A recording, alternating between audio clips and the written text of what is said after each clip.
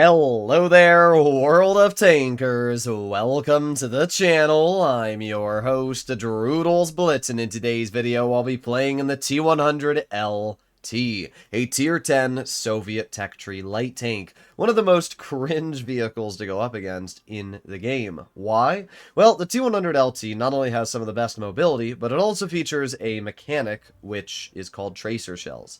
This mechanic keeps you spotted for 20 seconds at a time, instead of the normal 10.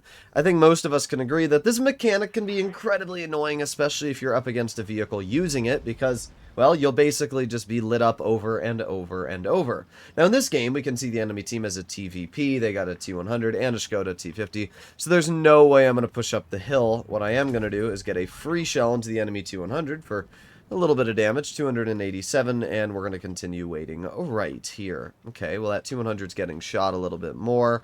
Let's see if anything's over here. Interesting. Well, there's the Bwiska Wika. We got the Rhino looking at me. I'm just going to wait here for now, and we'll see. Eventually, that Rhino's got to look at somebody else, right? Doesn't really matter too much to me, though. As long as I just wait patiently, I should be okay. What I'm going to do is I'm going to wait for this TVP to start shooting. And once that TVP does, I'm going to move.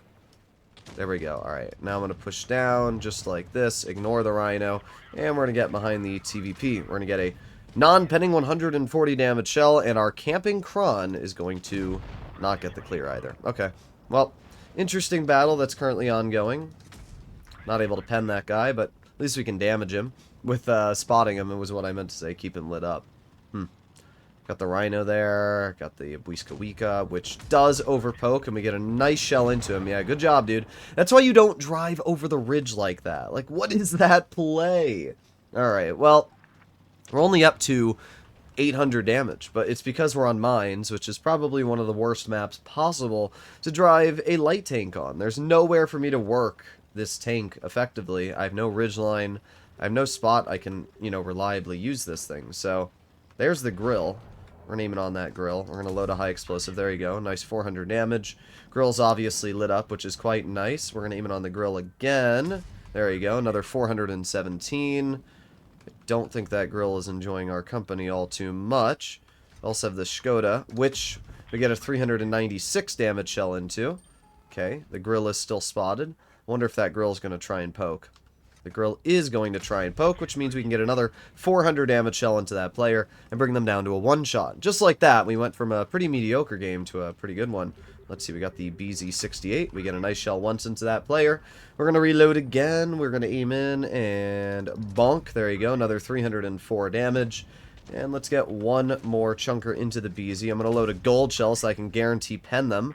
Light them on fire as well. They died from the fire. Now we can get to the rear of the Rhino. Get a 390 damage high explosive into that tank once. And let's see if we can get one more pen. We do.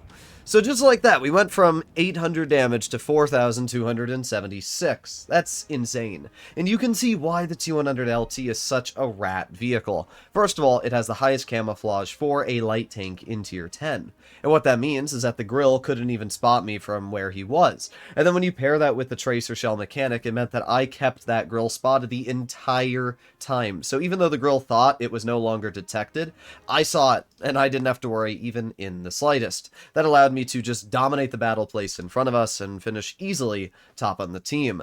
Let's try one more game in the T100LT, and let's see if it can do just as well as the first game. But you can already see why I consider this tank to be so dumb.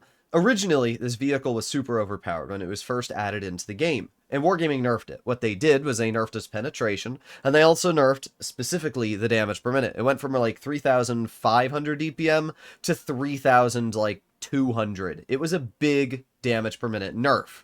But here's the funny part. Wargaming buffed the DPM back. This tank with gun rammer is sitting at over 3,400 DPM. So basically, they just put it back to where it was, and it's why I consider the T100LT still to be one of the more overpowered tanks in Tier 10. Do I think it's a vehicle that's changing every single battle you play? No.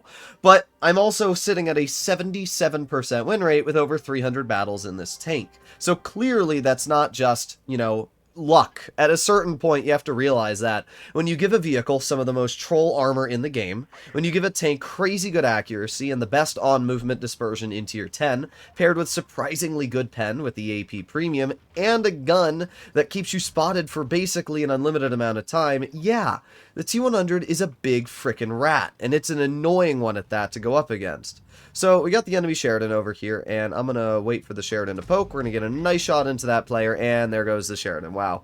That's why you don't poke that spot when you don't know what's in the back. That 183 literally obliterated that guy. I feel kind of bad, but at the same time, I hate Sheridans, so I don't feel that bad.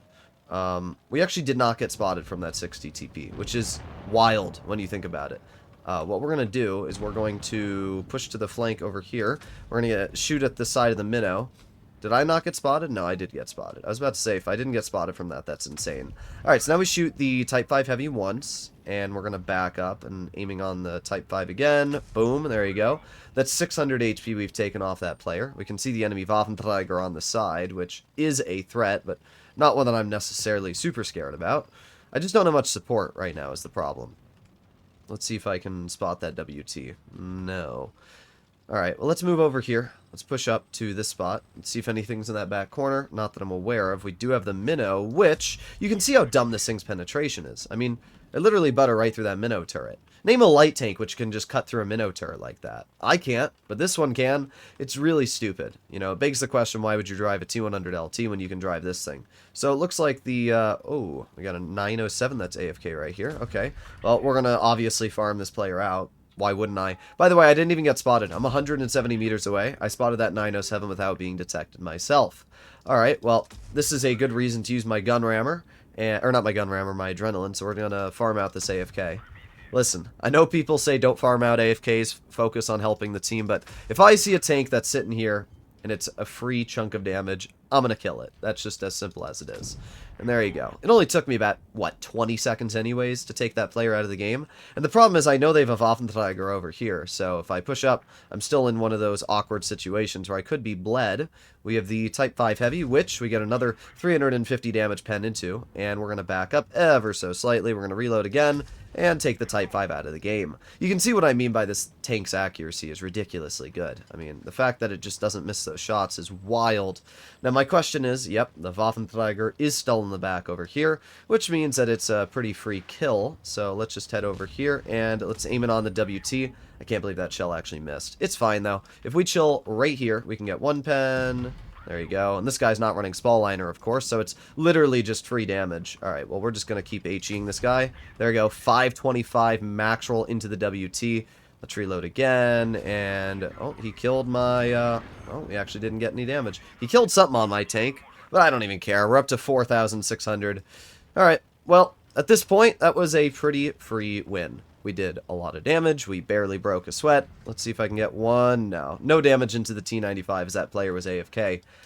But yeah, that's the T100. It's just a stupid tank. It gets away with what it wants. It's a little rat. It's an annoying vehicle. And there's a reason why it's one of my top performing tanks in tier 10. It's brain dead. It's absolutely brain dead. Even if I didn't farm that 907, I still would have been able to easily clear the enemy Waffenträger. I would have been able to take out the T95, who was AFK. Like, it's just, I don't know. I feel a little bad for the enemy team because when you get a result like that with 2 AFKs, it's a bit of a bummer. But it doesn't change the fact that I have a 77% win rate in this vehicle. You guys can let me know what you think in the comments, but if you want a light tank that can kind of do it all, the T100 is the vehicle you're looking for. I'll see you all in the next one. Bye-bye.